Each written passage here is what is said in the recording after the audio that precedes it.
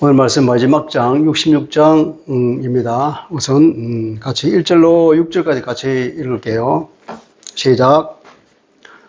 여호와께서 이와 같이 말씀하시되 하늘은 나의 보좌요 땅은 나의 발판이니 너희가 나를 위하여 무슨 집을 지으랴 내가 안식할 처소가 어디랴.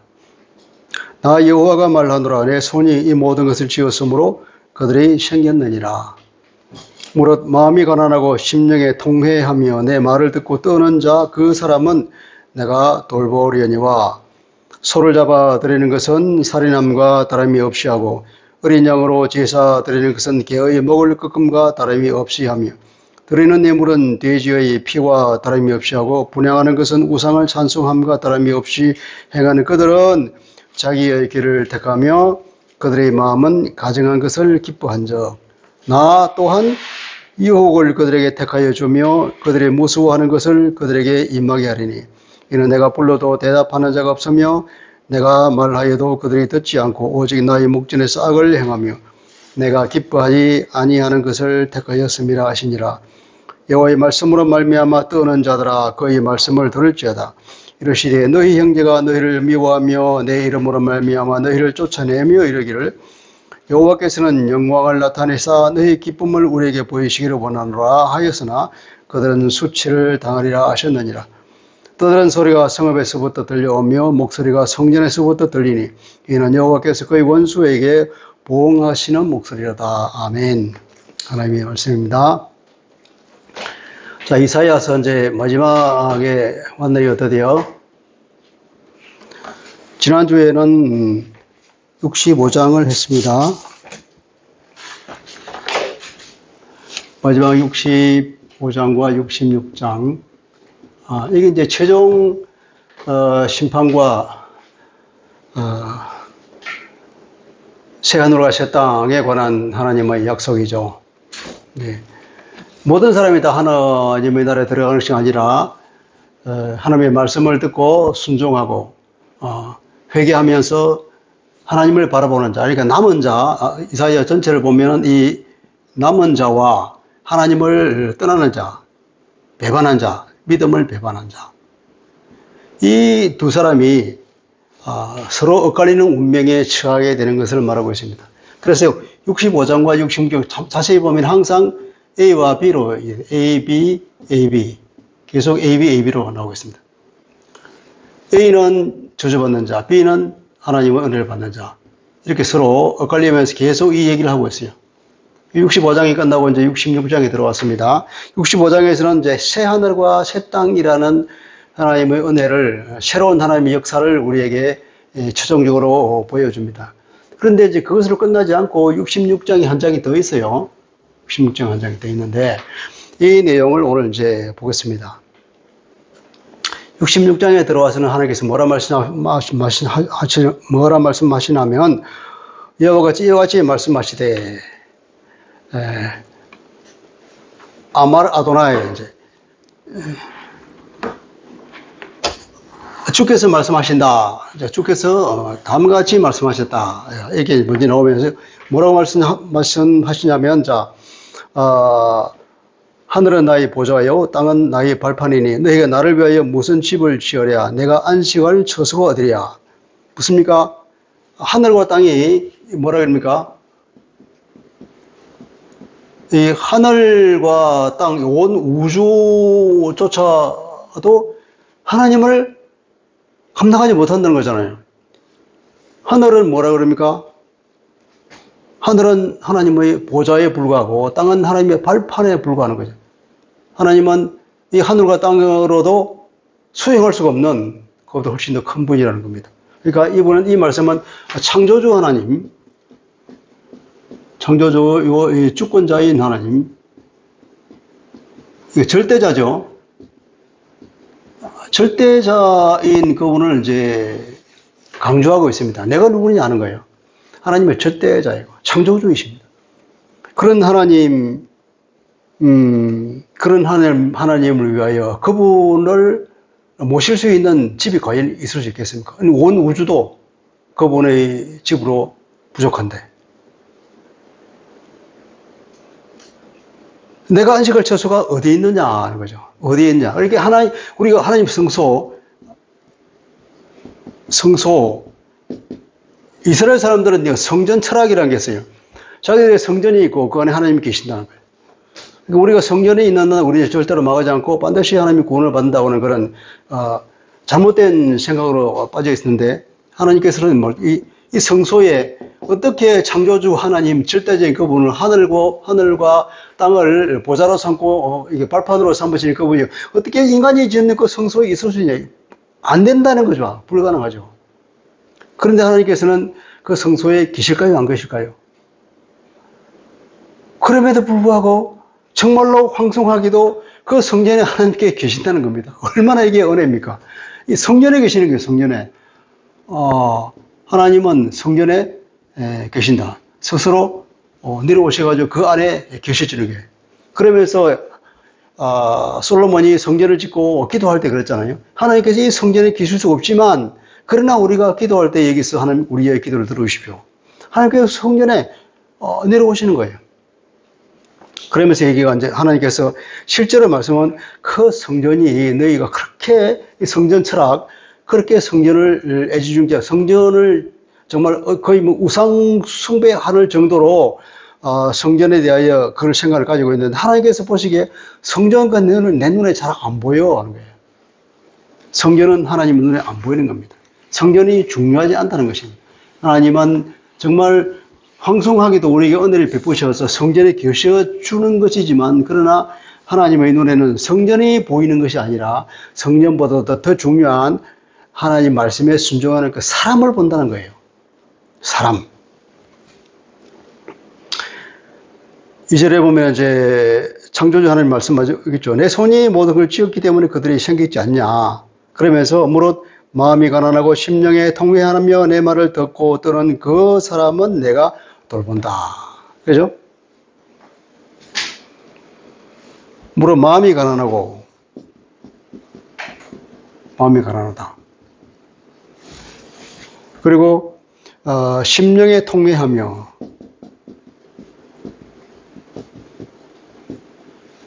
그리고 내 말을 듣고 떠는 자, 하나님의 말씀에 떠는 자, 이 사람을 하나님께서는 주의 깊게 본다는 것입니다. 마음이 가난하다는 것은 뭡니까? 이 가난한 것은 사실은 핍박받는 사람이에요. 핍박. 이거 사회의 그 어떤 압제를 당하고 있는 사람, 사회의 가장 낮은 층에 있는 사람, 사회로부터 버림받고 사회로부터 그런 무시받는 사람들, 그 사람들. 그 심령에 통해한다는 것은 뭐냐면 그 영이 고장난 사람이에요.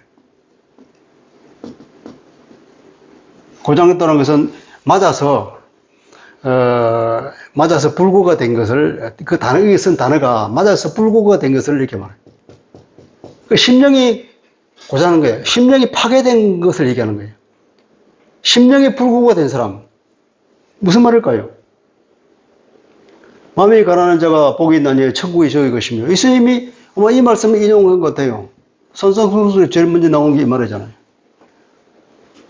이 두 개는 뭐냐면은 그 영이 하나님 앞에 고장나서 더 이상 어떤 스스로 하나님 앞에 자기를 내세울 수 없는, 하나님 앞에 뭐랄까, 그 영이 하나님 앞에 철저하게 자기의 무능함을 인정하는 그런 사람을 말하는, 그러니까 하나님 앞에 겸손한 사람이죠.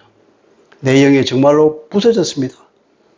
나는 하나님 앞에 제대로 반응할 수 없는 그런 사람입니다. 그런 철저한 회개와 하나님 앞에 자기의 그 죄인됨을 인정하는 그런 사람. 전부 두 개를 묶으면 결국은 하나님 앞에 겸손한 거예요. 자기가 누군지를 알고, 자기가 죄인인 걸 알고, 자기가 하나님 앞에 아무것도 아니라는 존재를 알고, 그 위대하시고 거룩하시고 영광스러운 하나님 앞에 다만 엎드릴 뿐인 그 사람.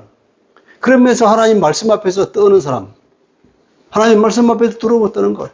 하나님 앞에 말씀 앞에 순종하고자 하는 그런 간절한 마음이 있는 이 사람. 이 사람을 하나님께서 뭐라 그랬습니까? 그 사람 내가 돌본다. 돌본다. 돌본다는 이 말은 원문의 뜻은 주의 깊게 지켜본다 이 말이에요. 그 사람을 내가 주의 깊게 지켜본다. 그 사람을 내가 높이 평가한다.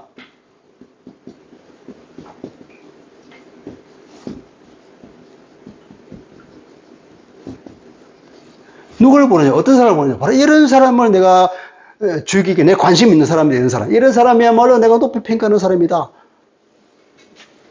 성전이 중요한 것이 아니라 이 안에 나와서 내게 예배드리고자 원하고 하나님의 말씀에 두렵고 떨어서 순종하기를 원하고 정말 자기의 심령이 통회하면서 하나님께서 그 창조의 은혜를 우리 입술해 주는 그 입술의 열매 뭡니까? 회개하고 하나님 앞에 엎드리는 그 사람을 하나님께서는 그 사람을 높이 평가하고 그 사람에게 하나님의 관심과 모든 눈이 그 사람에게 가 있는 거죠. 이런 사람이 되기를 주님의 이름으로 축복합니다. 자, 그러면서 이제 그렇지 못한 사람에 대해서 얘기를 합니다. 자, 소를 잡아 드리는 것은 살인함과 다름이 없애고, 이 3절은 원래 이게 굉장히 시적으로 되어 있어요. 이게 어떤 그 동사가 하나도 없어요. 그냥 명사로만 연결되어 있는데, 뭐라면, 그러니까 소를 잡아 드리는 거죠. 소를 잡아서 번제로 드리는 거죠. 소를 잡아서 제사로 드리는 것. 그리고 뭐냐면 그 밑에다가 사람을 죽이는 것. 소를 잡아서 번제로 드리는 것, 제사로. 사람을 죽이는 것, 살인하는 것. 요렇게만 이렇게 쌍으로. 그럼 뭡니까? 소를 잡아서 하나님께 제사를 드리는 것. 사람을 죽이는 것. 죽인다는 건 똑같잖아요. 소와 사람이더라고.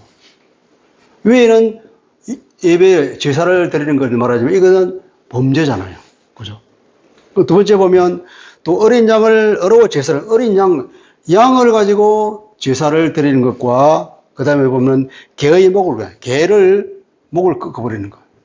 이거 얼마나 잔인합니까? 양을 잡아서 하나님께 제사를 드리는 것과 개의 목을 비틀어 꺾어버리는 이 잔인한 행동과 또 드리는 예물을 하나님께 드리는 거예요. 예물을 하나님께 드림.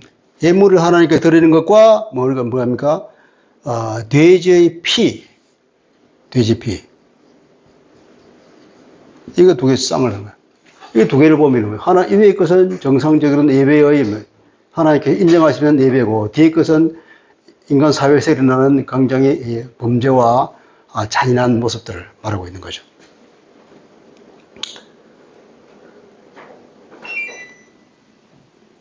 또 분향하는 것과 우상에 찬송하는 것과 분향과 우상 찬송이죠. 분향하는 것은 하나님께 예배드리는 한 행동이지만 우상을 찬송하는 것은 우상 숭배잖아요. 자, 이 두 가지를 이렇게 연결해 놓으면서 위에 정상적으로 하나님께 예배하는 사람이 아니라 두 번째 일, 이런 행동을 하는 사람이 있다는 거예요. 이사야서를 제일 먼저 시작하면서 나온 이 얘기 아니었습니까? 너희들은 내 마당만을 바라보이다. 내가 견디지 못하겠다. 차라리 성경문을 닫아버리겠다.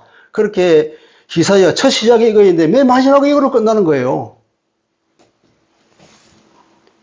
오늘날 이 신약 시대에 들어와서도 예수님을 따르고 그분께 경배하고 예배한다고 하면서 그러나 집에 가서 사회생활을 할 때 일반 사람을 만날 때 행동이 사회사는 행동이 이렇게 서로 다른 사람이 있잖아요. 이거 이사야 선지자의 이 말을 우리가 깊게 들어야 돼요. 주일날은 교회 와서 거룩한 척 예배 드리고 하나님께 예배 드리고 헌금도 드리고 뭐 이렇게 거룩한 척 하지만은 사회에 나가서는 행동들을 좀 사기치고 싸우고 사람을 밀치하고 그렇게 갑질이나 하고 그런 행동을 하면은 이게 맞는 얘기예요. 여기서 이사야가 말씀하고 있는 그 이스라엘에 타락한 그 사람과 뭐가 다르겠어요? 똑같겠죠. 그죠? 여기서 우리는 비록 구약이지만 우리를 돌아봐야겠죠. 그런데 그 사람들, 이 사람 중에는 아까 두 개를 이렇게 쌍을 했죠. 그런데 후자를 좋아하는 사람이 있어. 하나님께서 말이야. 그들은 어떤 사람들은 자기의 길을 택하고 일 중에서 후자를 자기의 길로 택하는 거예요. 그리고 후자를 뭐냐면은 그들의 마음이 그 가정한 것을 더 기뻐한다. 그 후자를 가정한 것을 더 좋아한다. 선택이죠, 선택. 이 선택은 뭐냐면 둘 중 어느 것을 더 선택을, 어느 것을 더 좋아하냐, 이것을 더 후자를 더 좋아하고, 그래서 그 마음이 이 가정한 것을 좋아하는 이런 사람들이 있다, 이 말이에요. 이런 사람들이. 근데 그런 사람들은 어떻게 되느냐고? 심판의 대상이지, 뭐. 계속 A, B 나오는데, 이 사람은 하나님의 심판의 대상인 거예요. 그러니까 하나님께서, 그래, 그래서 나도 또한 너희들에게 반응해 주겠다. 어떻게 반응하냐면 그들에게 유혹을 택하여 주고 그들이 무서워하는 것을 그들에게 임하게 하겠다. 오게 하겠다. 왜냐 하면 내가 불러도 대답하는 적 없었고 내가 말하여도 그들이 듣지 않고 오직 내 목전에서 악을 행하여 내가 기뻐하지 아니하는 것을 택하였기 때문이다. 65장에도 그런 말이 있죠 아마. 65장 12절에 보면 내가 너희를 칼에 붙일 것인저 닫고 풀이고 죽임을 당하리니 왜냐하면 내가 불러도 너희가 대답하지 아니했고 내가 말하여도 듣지 아니하고 나의 눈에 악을 행하였고 내가 즐기지 아니한 것은 그런 말을 골라서 했기 때문이다. 하나님은 그 모든 것을 알고 계시고 다 기억하고 계시는 거죠. 하나님은 그 보좌는 그 책에 다 기록되어 있다고 그러잖아요. 우리의 행동은 하나님 앞에 속을 수가 없습니다. 우리의 죄는 하나님께서 다 기록하고 물론 우리의 죄들은 예수님의 거룩한 피에 의해서 우리가 그것을 덮여버려서 다행히 우리는 그것의 심판을 피해가겠지만 예수를 믿지 않는 사람들에게는 그 모든 행동들이 그대로 있는 그대로 자기가 보응을 받을 거란 말이죠. 그래서 뭐냐면은 구원받아야 돼요. 우리의 죄 문제를 해결받아야 됩니다.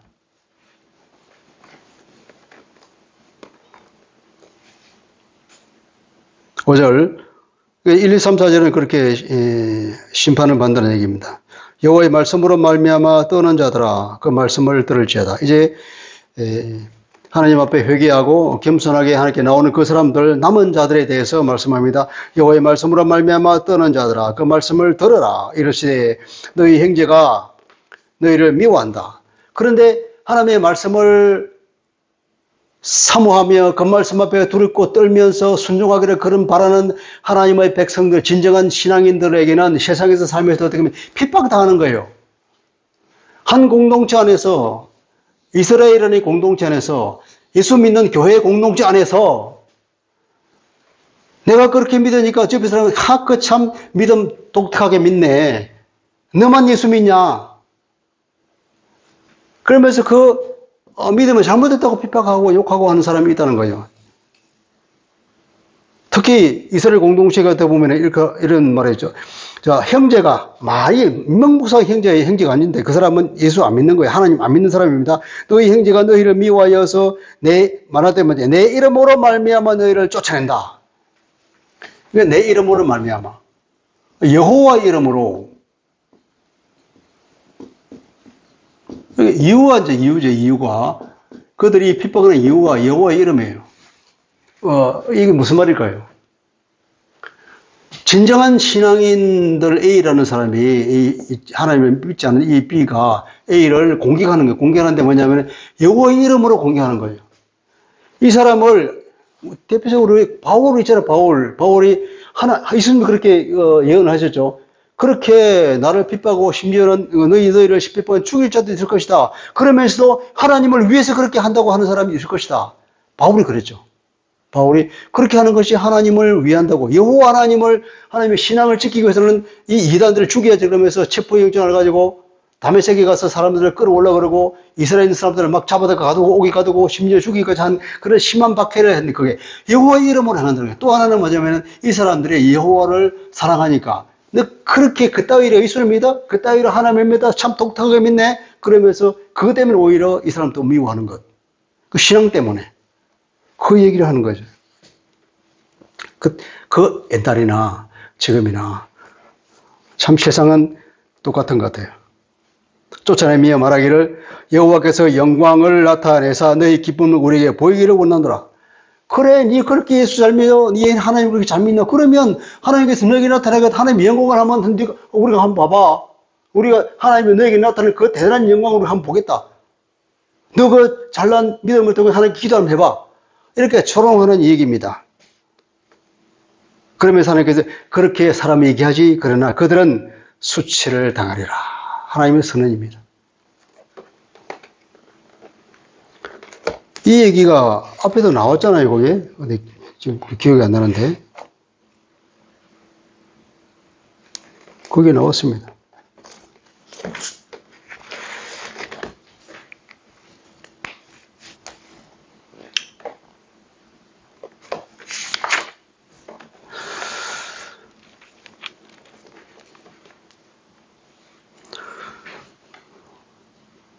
이게 5장 19절 한번 볼까요?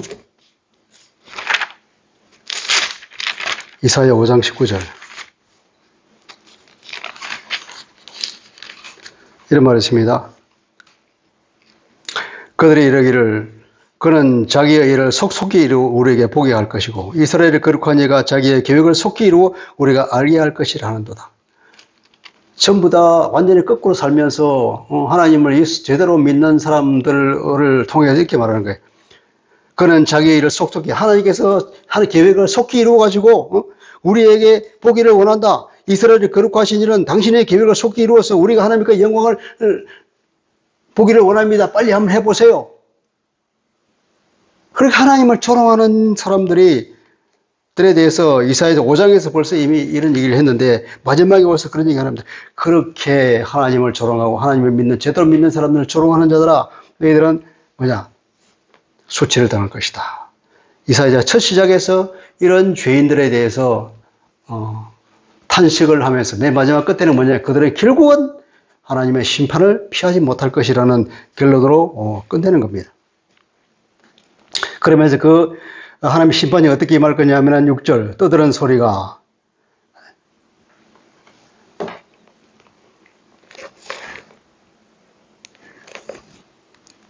6절은 소리라고 하는 것이 3번 반복됩니다. 성읍에서 들려오는 떠드는 소리, 성전에서 들려오는 목소리, 그리고 여호와께서 그 원수가 보응하는 목소리. 본문은 3가지 목소리, 이런 목소리, 이런 목소리, 이런 목소리. 그러니까 이게 이제 하나님의 그런 자들에게 수치를 당하게 하는 하나님의 심판이죠.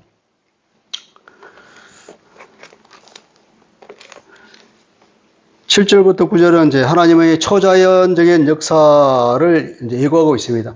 하나님의 초자연적인 역사는 65장에 보는 새하늘과 새 땅이란 말이 나왔잖아요. 그것처럼 이제 또 이런 초자연적인 역사를 통하여서 이루실 하나님의 역사를 예고하고 있습니다. 시온은 진통을 하기 전에 해산하며 고통을 당하기 전에 남아를 낳았으니 이러한 일을 들은 자가 누구며 이러한 일을 본 자가 누구냐? 그러니까 시온이 진통을 하기 전에 해산했다. 해산의 고통이 이미 사라졌어. 그러면 뭡니까? 에덴의 그 저주가 풀어진 거죠. 하나님의 새로운 역사, 새로운 새 땅과 새 하늘에서는 그 에덴의 저주가 풀어지고 에덴의 회복이 이루어질 거란 말이죠. 그렇게 해산한다. 고통을 당해 남아를 낳았다. 시온은 그런 은혜를 받는다는 거죠. 이러한 일을 들은 자가 누구며 이러한 일을 본 자가 누구냐? 아무도 없지. 아무도 안 봤지. 세상은 그런 것이. 세상은 하나님의 그 저주가 있단 말이죠. 그런데 만약에 그건 그렇다 치고 나라가 어찌 하루에 생기겠고 민족이 어찌 한순간에 생기다. 나라가 한순간에 생기고 민족이 한순간에 생긴다고 말하면 그것도 어떻게 생각해서 더 불가능한 일이겠지. 하나님께서. 그러나 그걸 내가 하겠다 이 말이에요. 어찌 한순간에 나타나냐. 그러나 시온은 진통하는 즉시 아들을 순산하였다. 시온의 회복을 말하는 거예요. 시온은 말하자면 여기서는 시온은 예루살렘을 말하는 것이고 따르면 이제 신약시대에 와서는 교회 공동체를 얘기하는 것입니다. 나아가서는 하늘에 있는 완전한 교회, 지상에 있는 불완전한 교회와 하늘에 있는 완전한 교회 다 합하여서 교회 공동체, 새 하늘과 새 땅에서 이루어지는 새 예루살렘, 그 모든 것을 얘기하는 거죠. 이것은 역사적인 것을 말하는 게 아닙니다. 여호와께서 이르시되 내가 아이를 갖도록 하였은즉 해산하지 하지 않겠냐. 하나님께서 이미 그 구원 계획을 하셨으니 하나님의 전능하신 능력으로 다 행할 것이라는 겁니다. 나는 해산하게 하는 이 어찌 태를 닦겠느냐. 10절 예루살렘을 사랑하는 자들이여 다 그 성과 함께 기뻐하라. 다 그 성과 함께 즐거워하라. 그 성을 위해 슬퍼하는 자들아 그 성의 기쁨으로 말미암아 그 성과 기뻐하라. 예루살렘을 사랑하는 자들, 예루살렘을 사랑하여서 그 예루살렘 안에 있는 예루살렘이라는 이 교회 공동체 안에서 교회를 사랑하는 자들아, 교회 안에서 이루어지는 이 잘못된 것과 교회 안에서 이루어지는 하나님께 범죄하는 이 모든 걸 보며 그 마음에 애통하고 슬퍼하는 그 사람들아, 진정한 신앙이잖아요. 그 사람들은 이 예루살렘 성과 함께 기뻐하라. 예루살렘을 내가 새롭게 창조하겠다는 말입니다.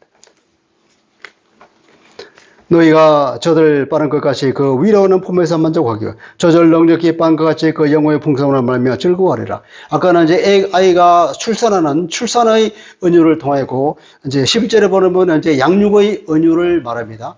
양육의 은유. 아직은 뭐냐면 어린 아이잖아요.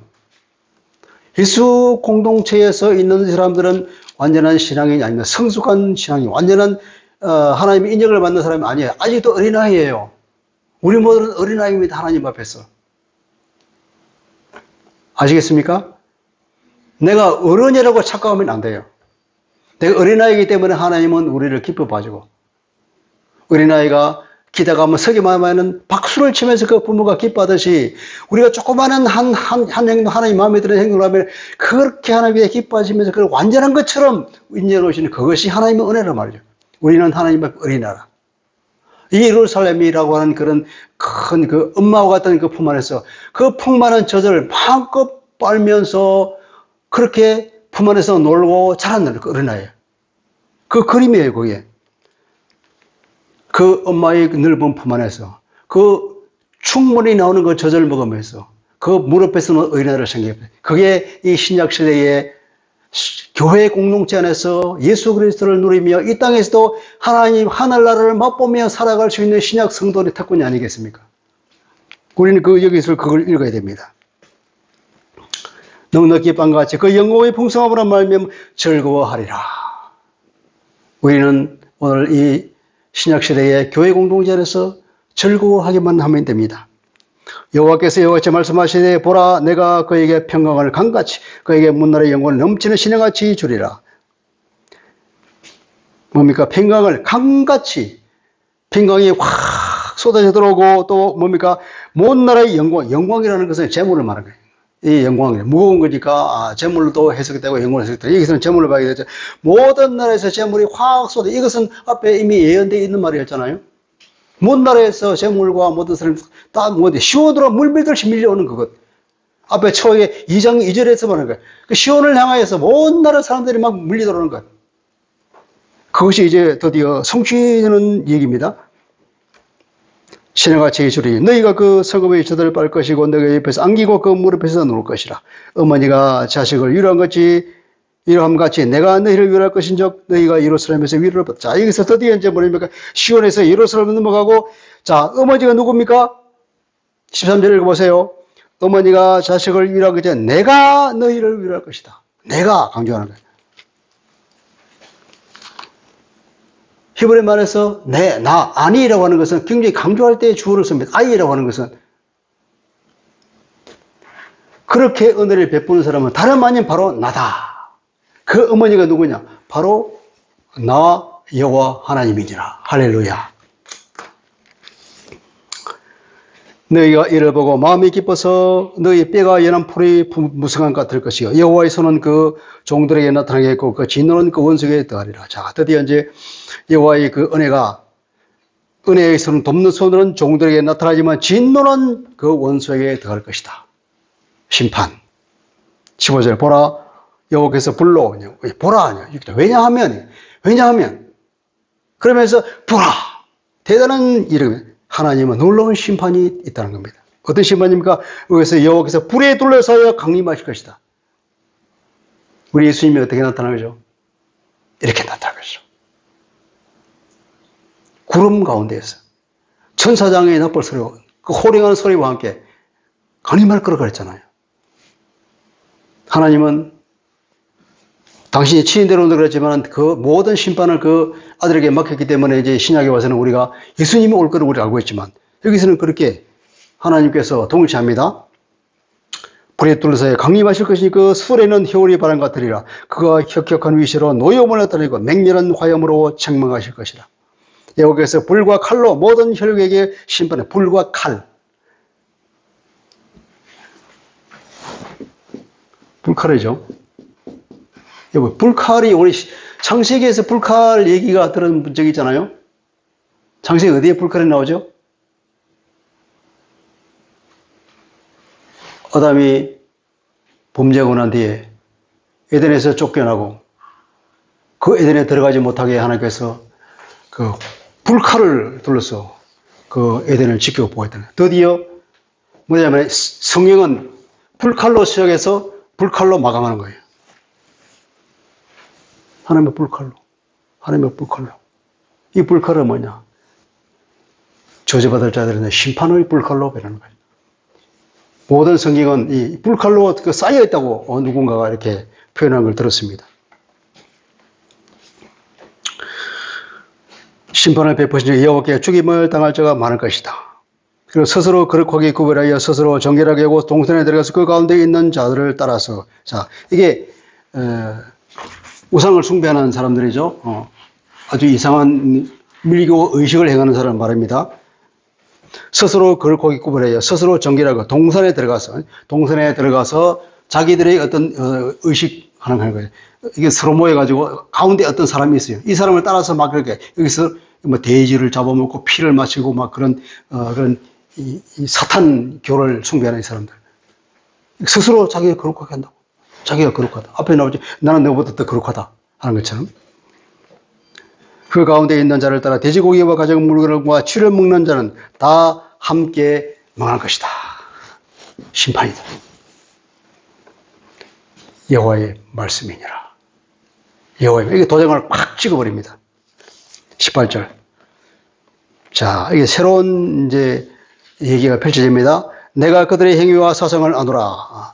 이 말은 이제 번역이 굉장히 어려운 건데 이게 동사가 없어요 원래는. 내가 할 말 있고 그들의 뭡니까? 그들의 행위들, 또 그들의 생각들. 이거 명사거든요, 명사. 나라는 게 있고 그들의 행위들, 그들의 생각들. 그러니까 이게 사보드는 데려오다가 어떤 동사가 이렇게 빠뜨려졌는지 안 그러면 그들이 어떤 관용적인 표현이 있는 건지 이거 시학자들이 몰라요. 일단 요렇게만 내려왔어. 이걸 이제 우리가 번역을 억지로 하면서 이제 나는 그들의 행위들과 그들의 생각들을 내가 안다. 그러니까 내가 그들에게 심판해 주겠다. 그렇게 해석을 했는데 원문은 이렇게 되어 있어요.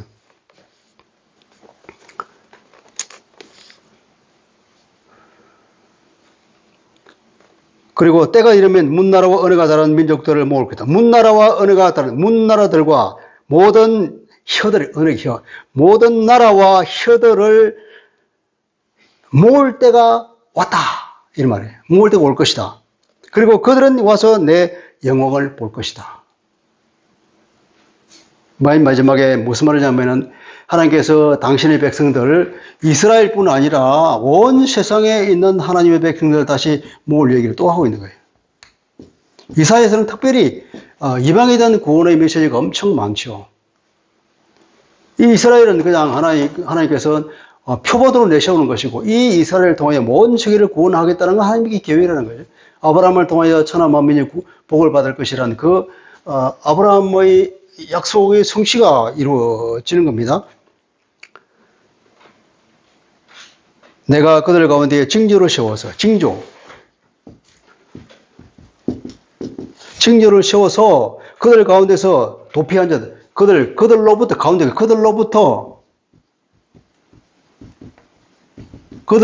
이 그들은 핍박하는 사람들 말이죠. 하나님을 신앙한다고 해서 핍박하는 그 사람들 그들이 어디 있든지 간에 온 세계에서 여호와 신앙을 이유로 그들을 핍박하는 그들 핍박하는 핍박자들로부터 도망쳐 나온 사람들 이 말이에요. 도망쳐 나온 자들을 여러 나라로 보내겠다.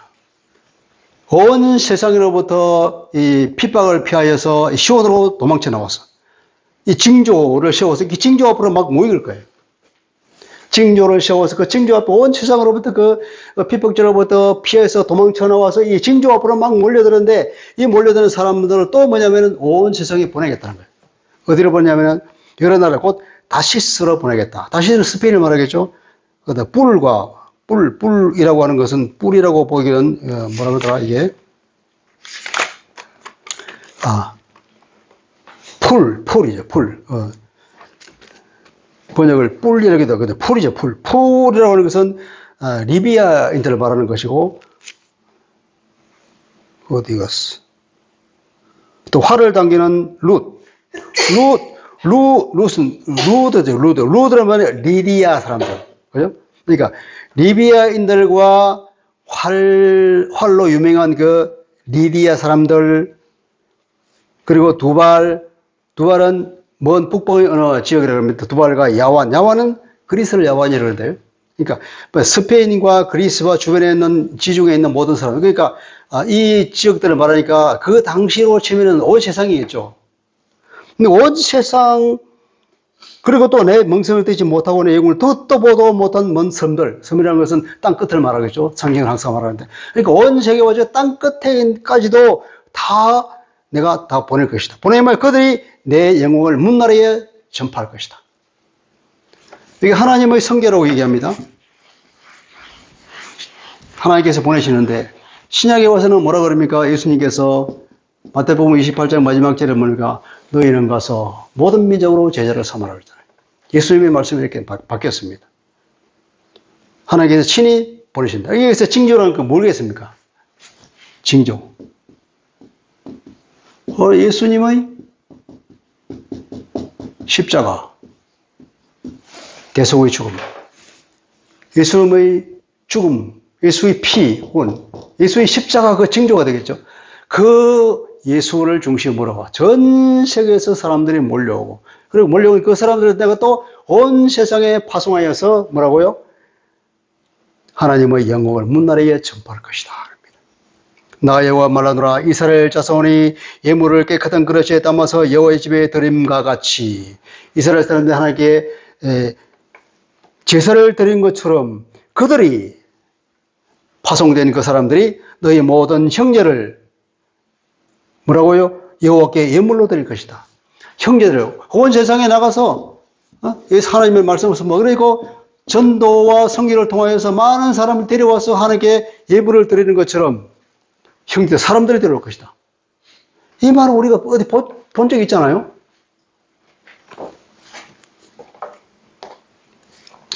로마서 15장 16절 찾아봅시다.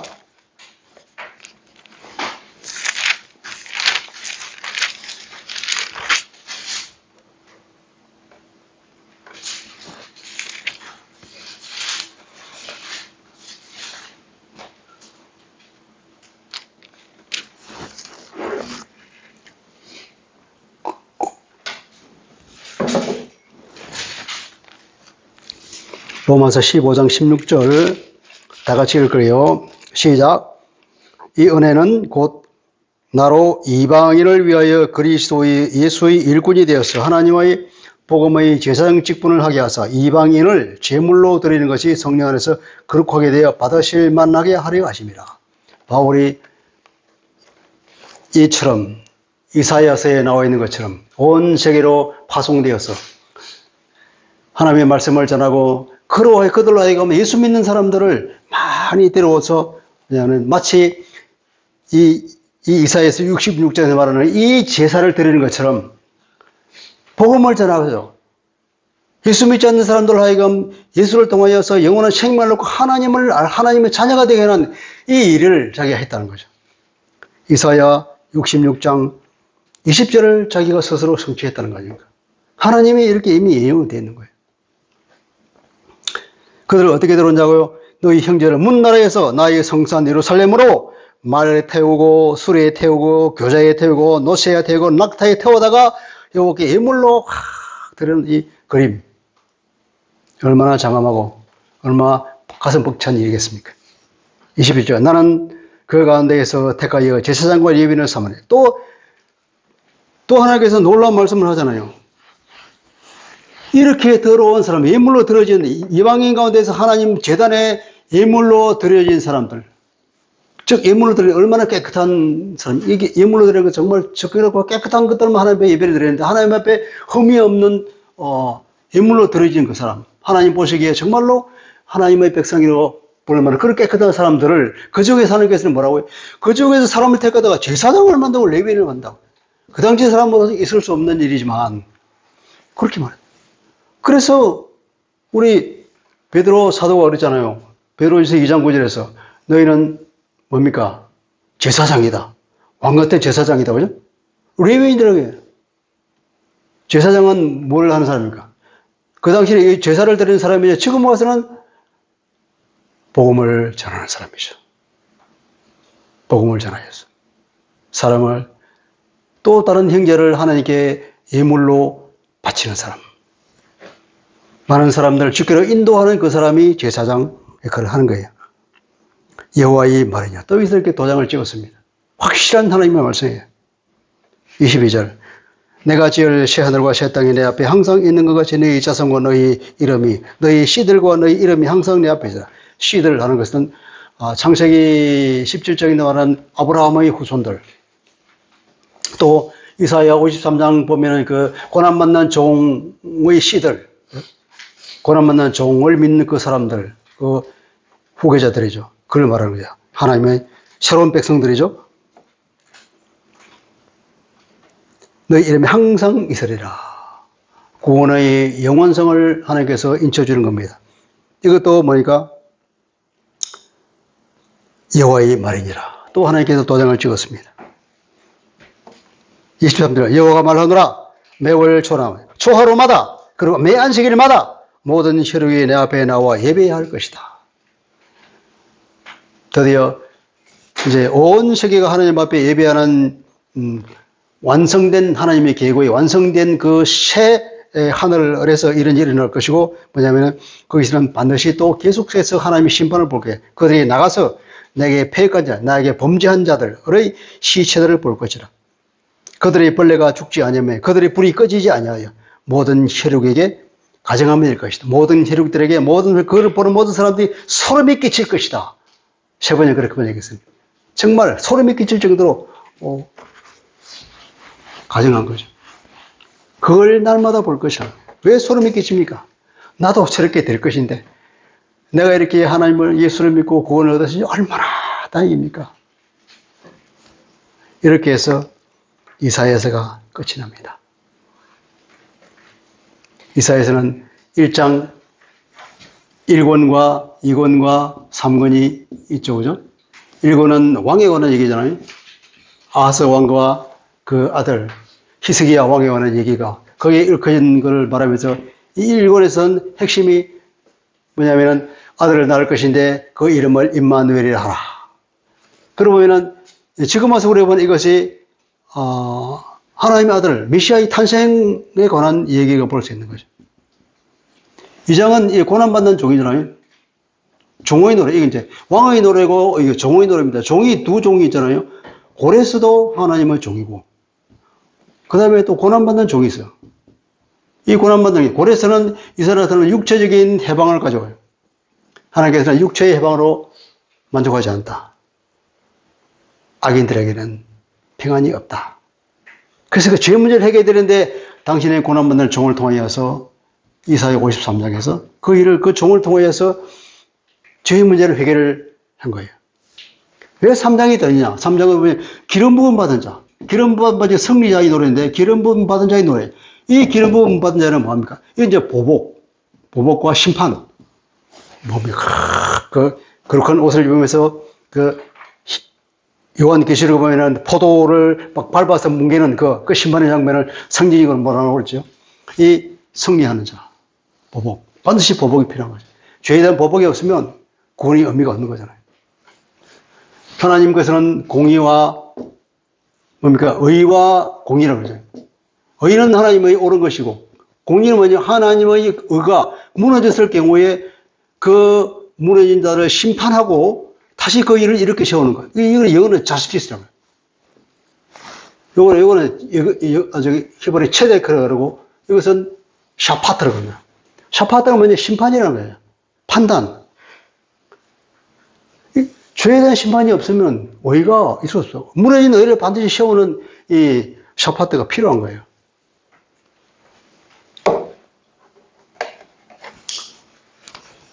여기 3장에서는 1장, 2장. 2장에서는 보면 3장은 이렇게 구원을 받았지만 그런데 현실생에는 여전히 어떻게?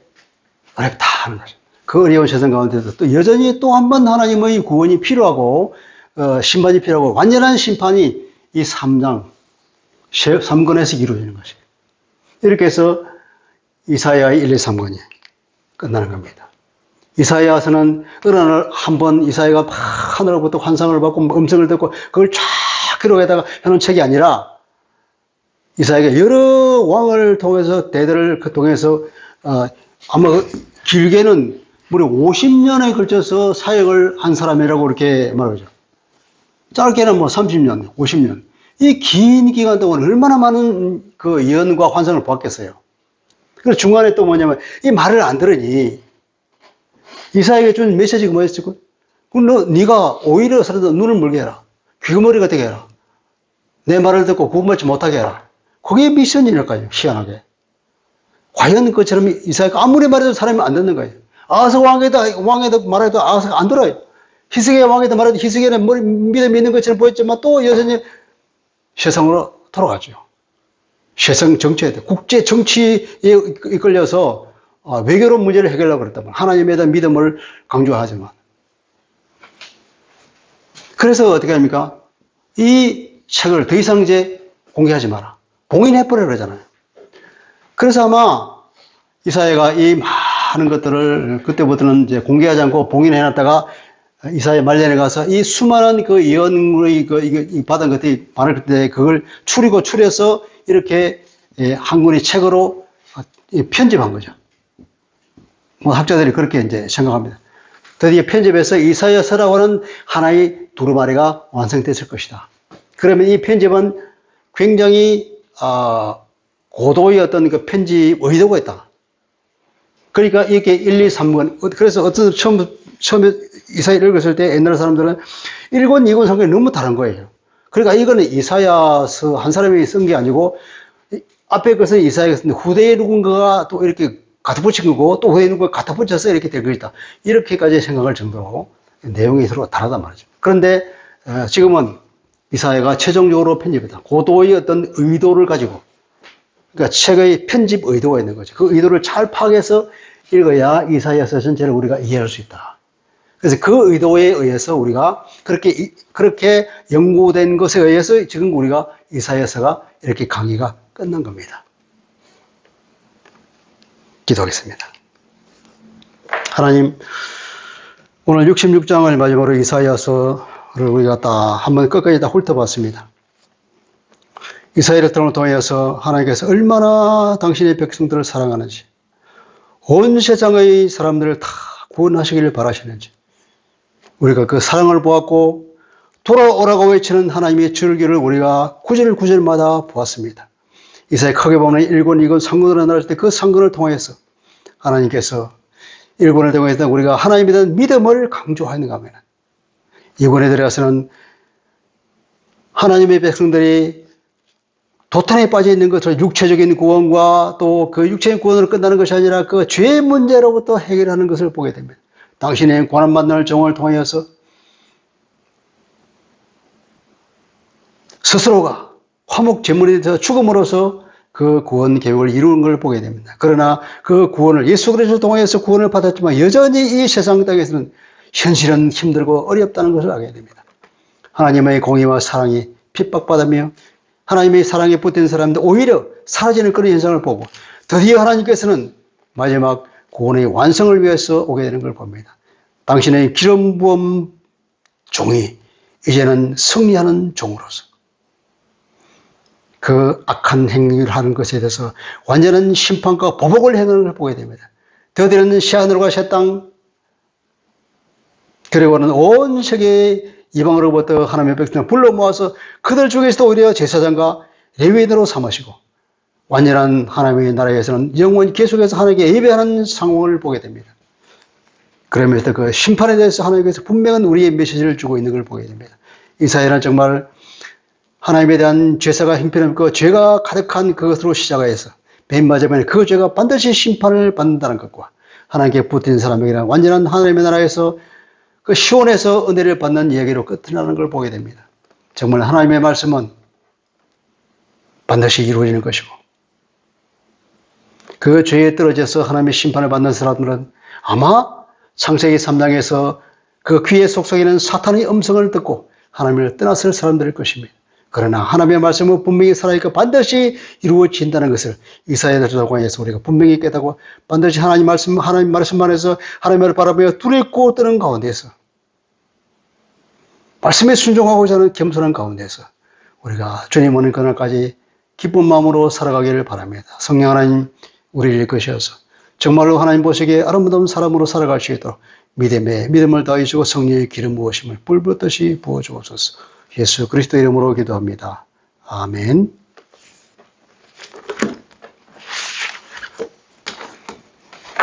찬양할까요?